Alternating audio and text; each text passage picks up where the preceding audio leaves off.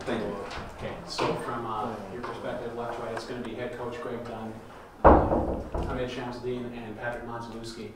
Coach, maybe we please just get what are your general thoughts about the game tonight? Wow, I mean, they were, we really didn't shoot the ball well at all. However, credit to Plattsburgh. I mean, Plattsburgh's defense tonight, I thought they did a good job exposing almost every offensive weakness that we have.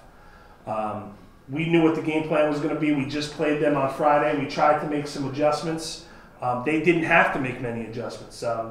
They beat us by 15 the other night, and they beat us by worse than that tonight. And you come on the road against a team like that, who, in my opinion, they're the best team in the conference. They're an NCAA tournament team, and if you come out and shoot 29% from the field, I don't care how well you play defensively, you just can't win. I thought last week when we played them, we played outstanding defensively. We held them to 60 points, and we scored 45. Tonight we scored 50. It was basically like watching the same game as last week. And you guys talked about how you just played a week ago. Did you change anything coming into the next? We did. We just tried to make some adjustments. I thought defensively, the way we guarded them was the way we should guard them. I think we've got a guy in Levi Pace, one of the few guys in the league that can actually match up with Reggie Williams. We're one of the few teams that does not double Reggie. And the reason we don't is we don't want to let the other guys go off. Well, we didn't double Reggie and guys went off. Jordan Moody's very, very good.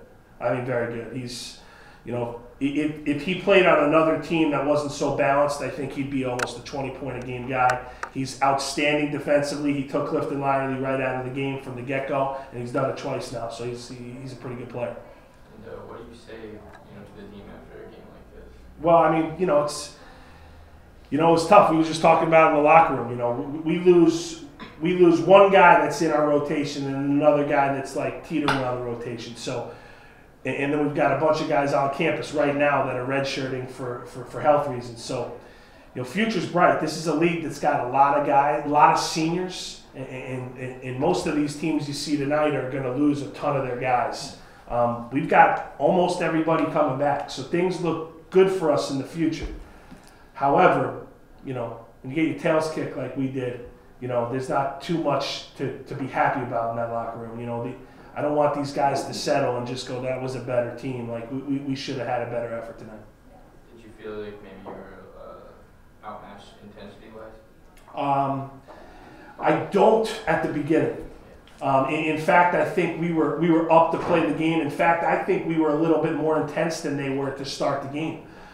We just couldn't make shots. And then one shot after the next, and then all of a sudden you have a scoreless drought that goes into the 6, 7, 8 minutes. I don't care who you are. I don't care how focused you are on the defensive end. If that starts happening, you can't keep the mojo up.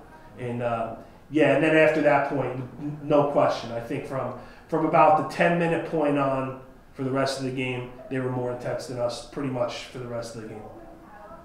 I'm kind of going to go back. How do you take with such a young team building into next year with coming into a semifinal game, reaching the SUNY semifinals, and a pretty competitive league top to bottom? How do you build going into next year? What are you looking to do? Listen, we were 24-4 last year, okay, and we lost pretty much every single. The two guys you're sitting here right now were not even in our program last year.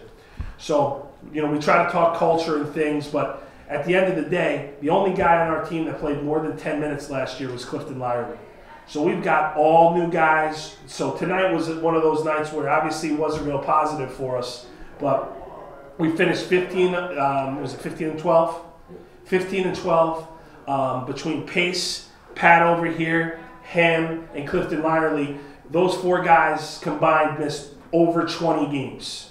So for us to have 15 wins with the young team that we have, we're going to look back at this and know that we got something to build on. It's just sitting here talking to you guys right now after we just got our tails kicked in. It's tough to be pretty positive about that right now. Understandable. Coming from a player's perspective, how do you guys think the overall season went? It was good. We started off bad. We wasn't together. We didn't, because we all knew. And then we picked it up, started playing harder, started playing for each other.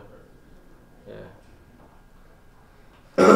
mean, it was up and down all season between injuries and our team switching up almost all season.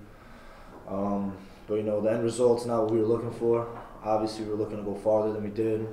But all in all, I think with everything, all the adversity, I mean, I would say it was a pretty good season.